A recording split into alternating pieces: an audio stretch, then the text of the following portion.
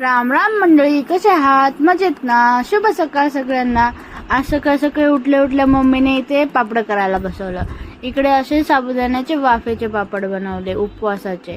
त्यानंतर आज रामनवमी होती, त्यानिमित्ताने आम्ही इथे खीर बनवायचं ठरवलं. अशी खीर बनवली. वहिनीने पुऱ्या बनवल्या.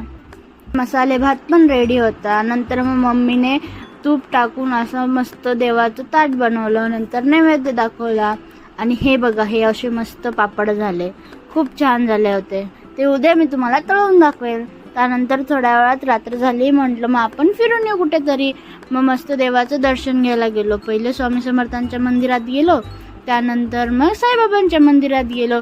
आणि तिथे गेलो तर आरतीचा मान भेटला. मग आरती केली तिथे. नंतर मग घरी आलो. त्यानंतर घरी बघितलं तर मम्मी वेपर्स करत होती. मग आम्ही पण वहिनी मी करायला घेतले. हे बघा, असे मस्त झाले होते. चला बाय बाय, उद्या भेटू.